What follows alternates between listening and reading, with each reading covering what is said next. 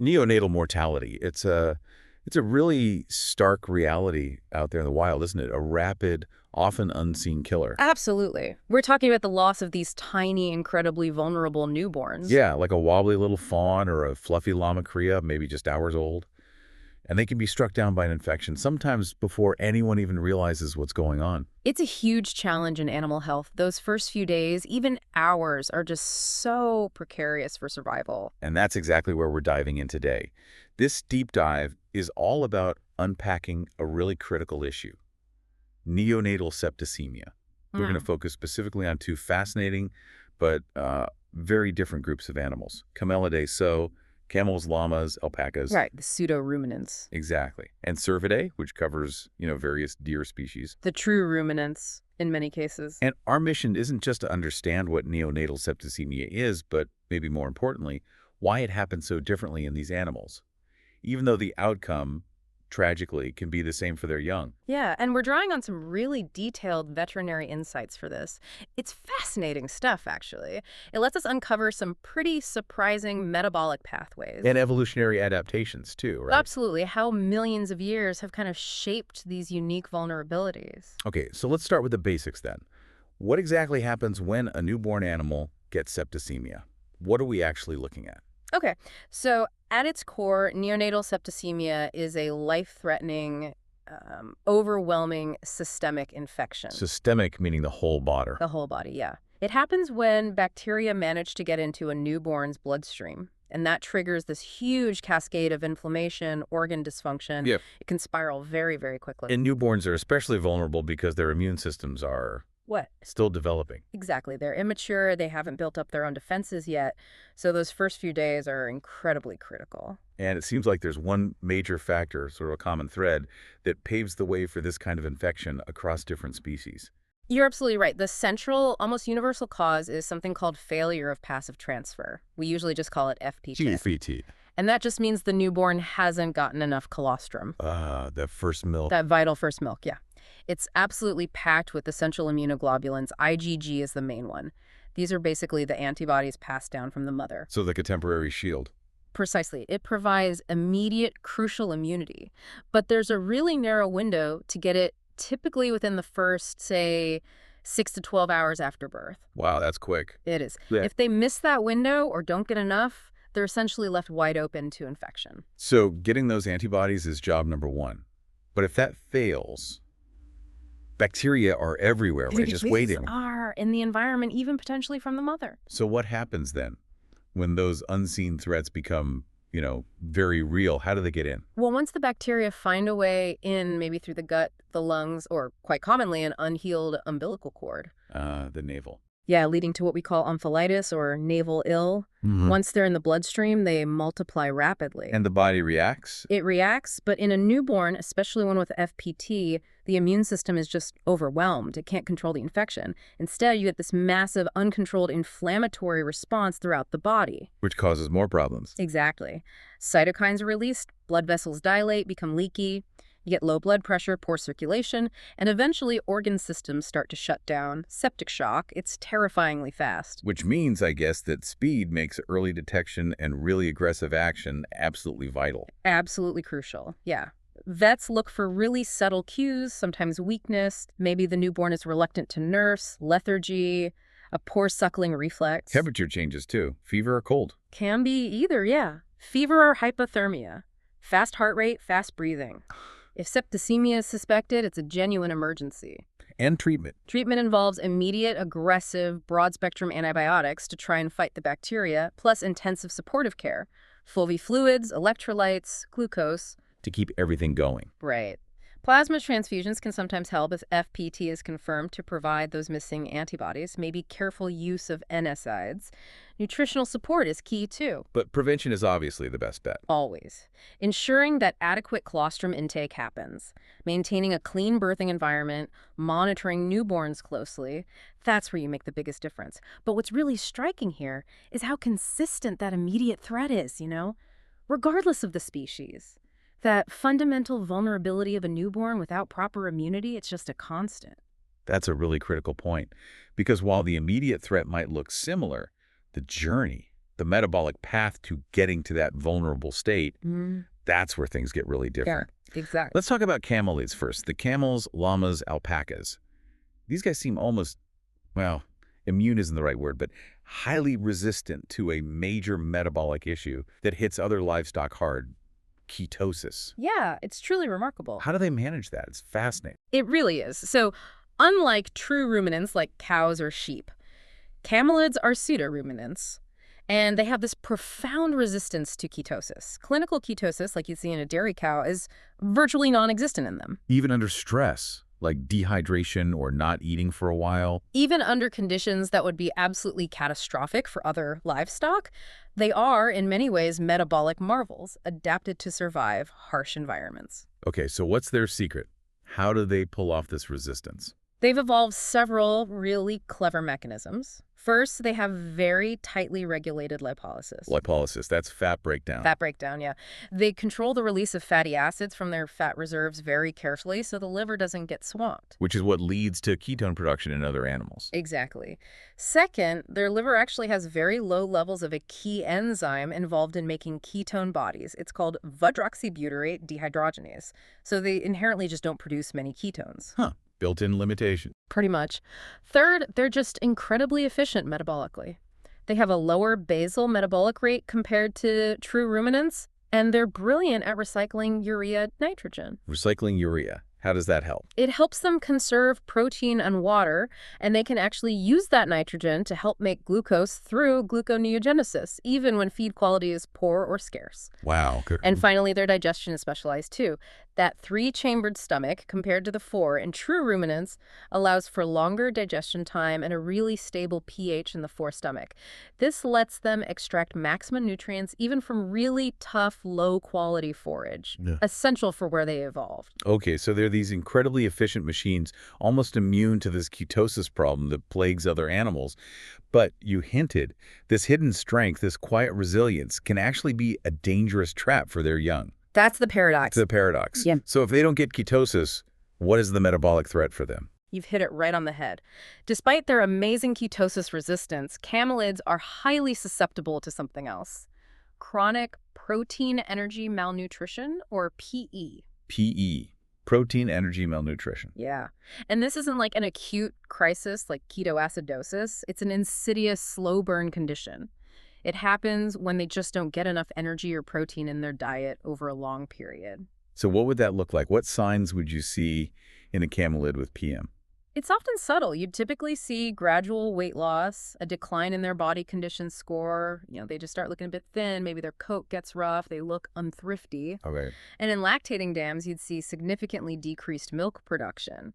But there's another key indicator, often missed or misunderstood in camelids, something called pica. Pica. What is that exactly? I've heard the term. Pica is this compulsive licking or chewing of things that aren't food. Like they might start licking dirt, chewing on bones, wood, plastics, even stones. Why would they do that? It's thought to be a direct, almost desperate attempt by the animal to find missing minerals that are lacking in their diet.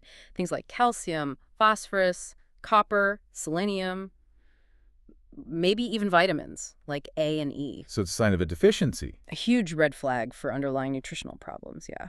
Okay, so how does this chronic PEM in the mother, this subtle creeping problem, how does that ultimately lead to septicemia in her cryer, her baby? It's a direct link, and it comes back again to failure of passive transfer, FPT. Ah, okay. A dam suffering from chronic PEM, especially protein deficiency, simply cannot produce enough high-quality colostrum. Remember those vital immunoglobulins, the IgG? Yeah, the antibodies. They're proteins.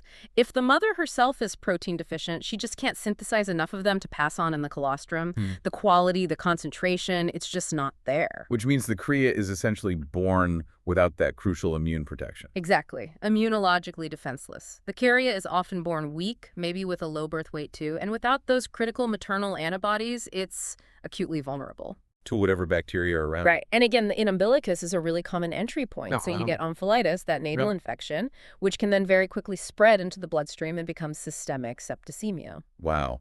So this really is that double-edged sword you mentioned. Their amazing resilience to one thing, ketosis, actually masks this other chronic problem, PEM, from caretakers. It absolutely is their remarkable ability to just endure undernutrition without showing those dramatic signs of an acute metabolic crisis like ketoacidosis. It can give owners or managers a false sense of security. They look okay. Until the babies start arriving. Precisely. The true tragic cost of this slow, insidious nutritional depletion is revealed right at birth, often with a sudden spike in weak neonates just fading and succumbing to septicemia. So in a camelid herd, the real warning sign, the primary harbinger of neonatal septicemia, isn't some obvious disease in the moms. No, it's often those subtle chronic signs of PEM, the low body condition, maybe that pica behavior in the dams themselves. That's the root cause leading to the FPT. So what does this mean then for actually managing these cases when you see a sick Rekka? Well, for the septicemic neonate, the signs are often that fading cridia picture. They're weak, lethargic, can't stand or suckle properly, often cold, hypothermic. You might see other deficiency signs too. Yeah, you might also see concurrent signs like nutritional muscular dystrophy or white muscle disease if there's a selenium or vitamin E deficiency compounding the issue. In the dam, you'd look for that low body condition score, typically less than 3 on a common 5-point scale, a rough coat, may be evidence of pica. And the critical point for treatment. The absolute critical point is that any treatment focused solely on the sick neonate is likely to fail in the long run, or you'll just see more cases. You must pair any intervention for the septicemic ryer with immediate and comprehensive correction of the dam's nutritional deficiencies. To boost her milk and prevent it happening again. Exactly. Improve her milk production and quality, and prevent future losses in the herd. It's something that often frustrates vets in the field. You know, how these dams can look relatively fine right up until their offspring are critically ill. And it really raises that important question, doesn't it? Are we sometimes looking for the wrong red flags, maybe missing the critical signs in camelids because we're applying principles based on our understanding of, say, cattle or sheep? Yeah, it totally drives home the need to understand the whole specific picture for that animal group. Okay, let's pivot then. Let's shift our focus to the cervids, the deer species, and see how their story unfolds differently. If camelids are these masters of metabolic efficiency for chronic scarcity, what's the metabolic story for deer, living in environments with such dramatic seasonal changes? They are completely different. Worlds apart, metabolically speaking. Cervids are true ruminants, and their whole system is intrinsically tied to those huge seasonal swings in forage availability, especially in temperate and northern latitudes. So they're not about slow and steady efficiency. Not at all. They operate on a much more pronounced boom and bust metabolic strategy. Boom and bust. Yeah. Okay, how does that work in practice? Walk us through their year. Okay, so during spring and summer, when food is plentiful, fresh, green-growth deer eat a lot. They gain weight rapidly. Then, come autumn, they switch gears and go into this intense period of lipogenesis. Making fat. Making fat, exactly.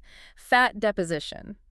Their body fat percentage can absolutely soar, going from maybe as low as 9% in summer up to over 25%, sometimes even higher, by late autumn. That's a huge increase. It is. And this stored fat is their absolute critical survival strategy for getting through the lean winter months when food is scarce or covered by snow. And then winter hits. What happens metabolically then? Exactly. When winter arrives and food availability plummets, they voluntarily restrict their feed intake, even if some food is available, and their metabolic rate drops significantly, maybe by as much as 50%. To conserve energy. To conserve energy.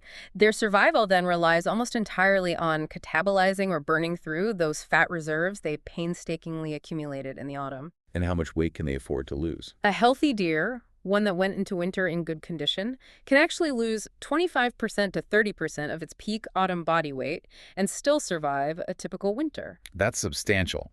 But what happens if the winter is particularly harsh, or drags on too long, or if they didn't build up enough fat in the first place? What happens when they run out of fat? That's when things get really desperate. If those crucial fat reserves are completely depleted before spring arrives, the animal enters a terminal phase of starvation. It has no more fat to burn. So what does it burn instead? It starts breaking down its own body protein, primarily from skeletal muscle, to try and make glucose for essential functions, especially fueling the brain. This process is called gluconeogenesis, literally making new sugar from protein. That sounds bad. It's a last resort, and it leads directly to severe hyperketonemia and clinical ketoacidosis. Ketoacidosis again. But this time, it is happening, unlike in the camelids. Yes, this time it's the critical problem. As the body desperately breaks down remaining fat and then protein, it produces large amounts of ketone bodies. When glucose is scarce, the brain can use ketones for fuel, but the buildup makes the blood dangerously acidic. It's essentially the body poisoning itself in a final attempt to survive. Wow. And this metabolic crisis in the doe, this obviously has a devastating knock-on effect for her fawns, creating a very different pathway to vulnerability than we saw in the camelids. A completely different pathway, yes. Yep. The fawn's survival and its health at birth are utterly dependent on the mother's nutritional status throughout that winter and into late pregnancy. And winter conditions play a huge role. Absolutely. Factors like deep snow, prolonged cold, ice crusting, these all increase the energetic cost for the doe just to survive, move, and stay warm, meaning she burns through her fat reserves much faster. And the timing of spring matters too. Critically, if the spring green up, when new vegetation starts to grow, is delayed, that creates a major survival bottleneck. Does that have already exhausted this game? Their fat reserves just can't recover their body condition in time for the massive energy demands of late pregnancy and lactation? So the fawns are born already compromised, again like the crias, but for entirely different reasons, driven by this acute maternal starvation. Precisely. A doe suffering from terminal starvation and ketoacidosis just before giving birth will have severely compromised fetal development. This often results in low birth weight fawns born with minimal or no fat reserves themselves. There are worse outcomes. Or worse, yeah. Stillbirths and abortions are very common in these situations. And these fawns, even if born alive, are incredibly vulnerable right from the start, especially to cold stress because of their small size.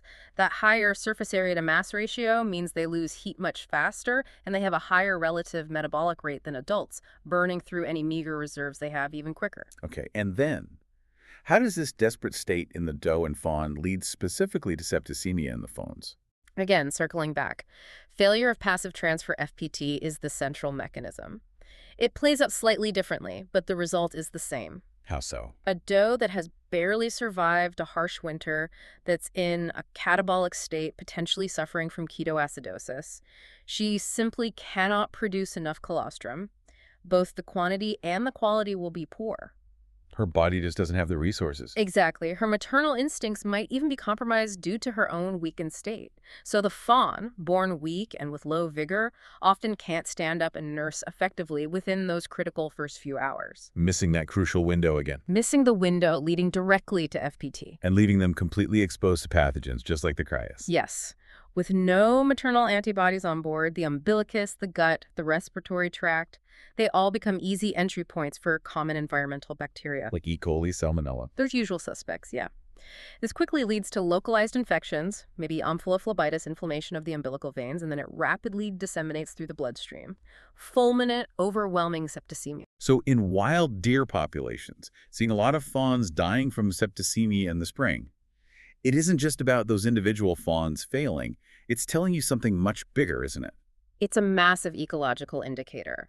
A high incidence of septicemic fawn mortality, or even just starvation-related mortality in a given spring, is actually a lagging signal. Lagging, meaning it reflects past conditions. Exactly. It's telling you about poor conditions during the preceding autumn and winter. It points to a fundamental imbalance between the deer population size and the carrying capacity of its habitat, basically. Too many deer for the available food resources, especially leading into winter. So the bacteria, the septicemia, they're just the final straw. They're merely the final agents of mortality. The root cause was set in motion months earlier by those nutritional stresses and environmental pressures affecting the whole population. It really underscores how fawn survival isn't just about the individual fawn or doe. It reflects the health of the entire ecosystem and population dynamics. That's a powerful perspective. So how would you actually confirm this kind of starvation in deer, especially if you find an animal post-mortem? Well, ante-mortem, before death, the signs of starvation in wild deer are pretty stark if you know what to look for. Severe emaciation, you'll easily see the bones of the pelvis, the spine, the ribs pushing against the hide. They'd be weak too. Very weak, lethargic, and often they show an uncharacteristic lack of fear of humans, simply because they don't have the energy to flee. But the post-mortem examination is absolutely crucial for a definitive diagnosis. What are the key signs there? The most striking, the hallmark finding, is the complete absence of subcutaneous fat, visceral fat around the organs, and pericardial fat around the heart. And where that fat should be, It's replaced by this translucent, reddish-brown, almost jelly-like substance. Jelly-like. Yeah, it's called serious atrophy of fat, and seeing that is essentially pathognomonic, a unique and definitive sign of terminal malnutrition in ruminants. Wow, that sounds quite graphic, but very clear. It is. And the absolute gold standard for confirming terminal starvation, especially in wildlife forensics, is looking at the bone marrow fat. The bone marrow. Yeah. You take a long bone, like the femur. In a healthy, well-nourished animal, the marrow inside is solid, opaque, kind of waxy and white because it's packed with fat. Okay. In a starving animal that has mobilized every last scrap of fat reserve, that bone marrow becomes gelatinous, glistening, and often red or yellow because all the fat has been used up and replaced by fluid. It's unmistakable. That's incredible, like a record of their struggle. It really is. You can also do ancillary biochemical tests like analyzing the vitreous humor from the eye or cerebrospinal fluid after death for elevated levels of BHB beta-hydroxybutyrate, the main ketone body, to confirm the ketoacidosis that accompanies terminal starvation.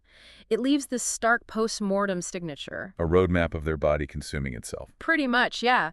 Directly pointing to the ultimate cause that likely led to that fawn's vulnerability and death. And when it comes to managing cervids, especially wild populations, it sounds like treating individual sick animals isn't really the focus. It's about the bigger picture. Exactly. For wild populations, management strategies focus on the habitat and the population density.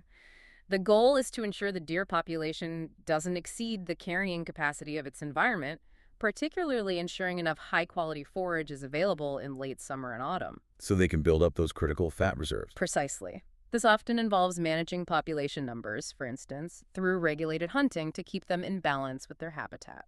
What about supplemental feeding? People often want to help by feeding deer in winter. Yeah, it's a common impulse, often well-intentioned, but it's widely discouraged by wildlife professionals for several reasons. Like what? Well, firstly, suddenly introducing high-carbohydrate feeds like corn or grains to deer, whose rumens are adapted to digesting woody browse in winter, can cause acute, often fatal, ruminal acidosis. Their digestive system just can't handle the shock. Okay, that's serious. Very. Secondly, feeding sites concentrate animals unnaturally.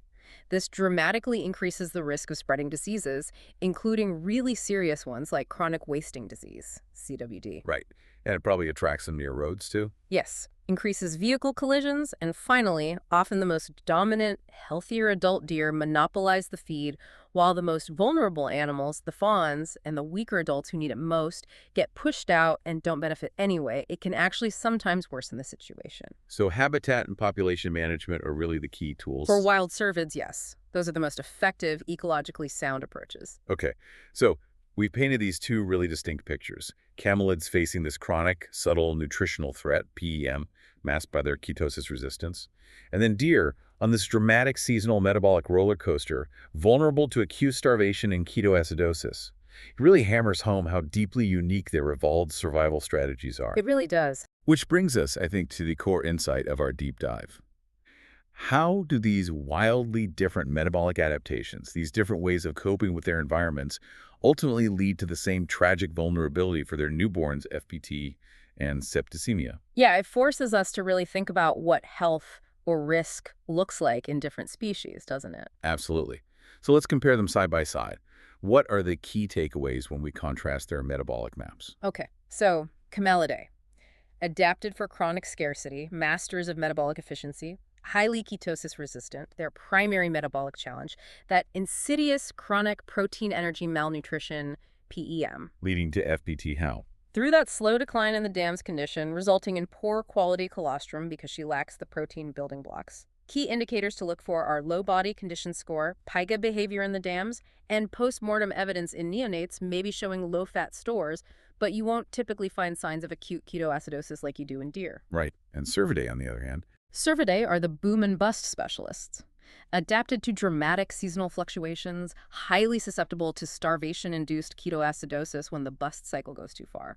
Their primary metabolic challenge is acute seasonal starvation and negative energy balance. And their path to FPT. Is driven by that acute maternal metabolic crisis, the doe hitting rock bottom, often with ketoacidosis, right at the end of a harsh winter, rendering her unable to produce adequate colostrum. Key indicators: emaciation, lethargy, loss of fear before death, And postmortem, those classic signs, serious atrophy of fat, that gelatinous bone marrow, and potentially high ketone levels. So the critical diagnostic principle here is crystal clear.